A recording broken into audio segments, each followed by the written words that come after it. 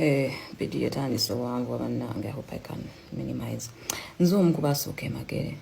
I remember we went with a couple of our friends to Charlie ku Bobi, to how she's handling, because you can imagine omuntu ali somewhere where you can't even reach them. Barely visible. But as his friends, or as his friend, let me speak for myself, as his friend, I was concerned.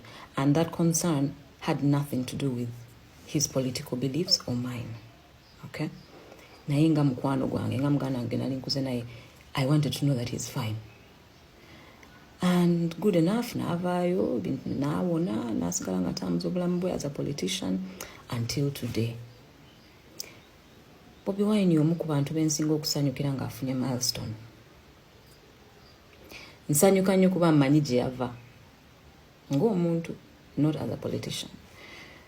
Nsanyuka nnyo okulaba ng'afunye by'afunye, because omwami oyo, he believes in himself. Like he just told himself, I'm going to make it, and he did. So based on where he came from and where he is right now, you have to respect it. Am I happy for him? Absolutely. Am I happy to see him succeed and to see his family flourish? Absolutely. Do I have the same political beliefs as he does? No. Ate ekyo buli omu alina eddembe lye. Just because ndi mukwano gwa Bobi kyali tekitegeeza nti nina okugenda and join his campaign, his political campaign. Nange ndi waddembe okukola nze byenzikiririzaamu ng'omuntu. Kuba we are different. Bwe mugamba mbu lwaki tojoining a struggle? I think that's not fair, because oba tompadde nze chance nange kola byange nze bye mbelievingamu. Ate ekyo tekitegeeza nti ye byakola bibi oba tebirina lugendo oba tebirina purpose. No. Just kitegeeza nti byakola birala nange byenkola birala, but we're friends and we wish each other well.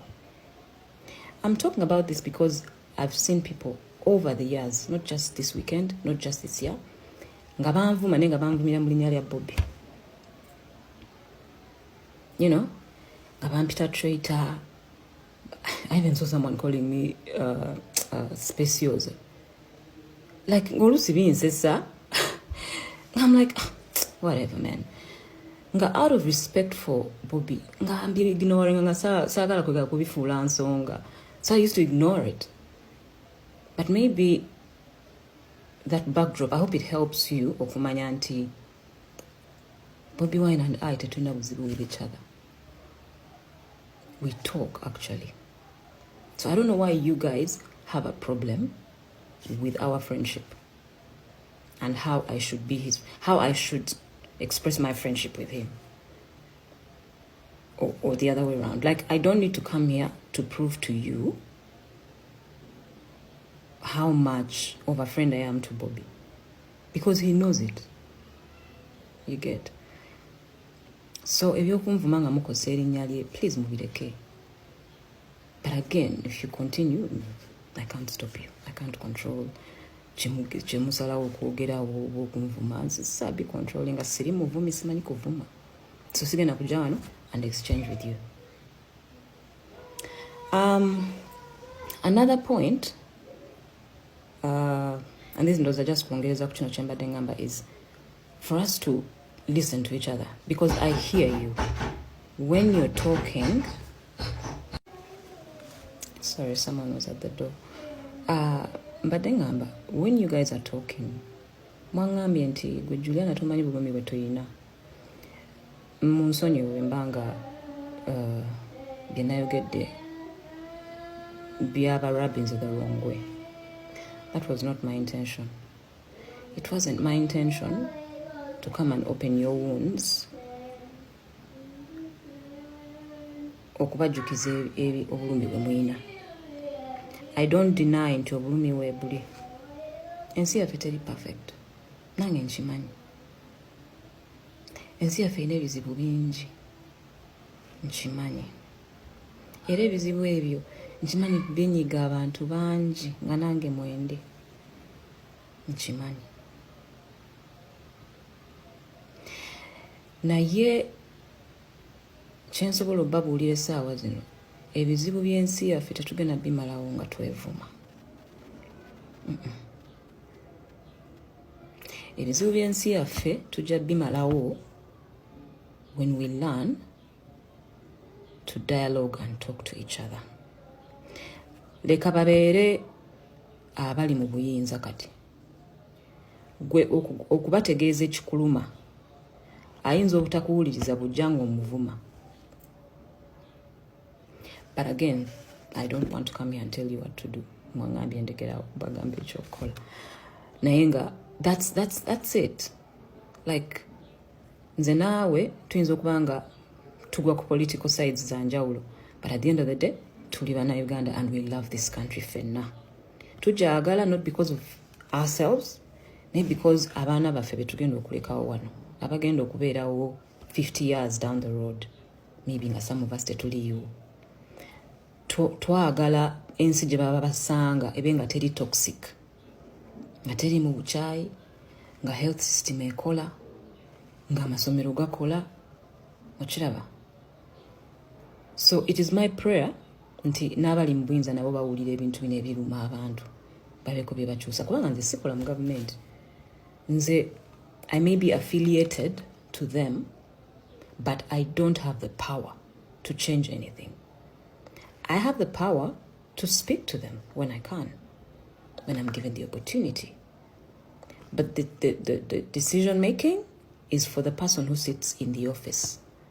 Say, for example, if it's the healthcare system, the Ministry of Health. Yebeino okutereeza embeera. Kati mmwe mulowooza nze mpulira ntya? Omwana wange bwe yafa, rest his soul. Partly why he passed was because amalwaliro gaffe mu Uganda, they couldn't cater for his needs at that time. Nali nina okuyiiya to try and save him. Nenkwata omwana wange ne mutwala e Kenya. Mulowooza tekinnuma buli lunaku nti I couldn't save my son. Of course, ne Katonda comes into play. Katonda bwatyo bwe yasalawo. Maybe his time yali etuuse. But I also know nti bwe nali ngenda e Kenya, omusawo wange wano, Dr. w'omwana wange, ensonga gye yampa ng'atuweereza e Kenya yaŋŋamba, we do not have the facilities that can help your son in Uganda. Please take him to Kenya. I'm not going to go into the pain I have as a parent. You know, I'm not going to do that because saaba malira budde ate nze gye wano mbeere nga whininga buli ebizibu byange. That's not who I am. Ebintu ebisinga byempitamu, I deal with them alone. Naye nga nange till today bwe mbirowoozaako binkaabya because I know nti maybe they could have saved him, but they were unable to. Sawa yakola buli kyasobola naye ng'ebisingawo obusobozi tabuyina. Neera neebaza ne Mukama nti yansobozesa omutwala mu ddwaliro eddala, kubanga waliwo abatafuna na chance eyo bangi, you know. So the least I can say is at least he didn't die in so much pain. Maybe one day I'll tell you how he passed. But I can promise you that because I took him to a better hospital, his death wasn't as painful to watch and for him to go through. And I thank God for those small things.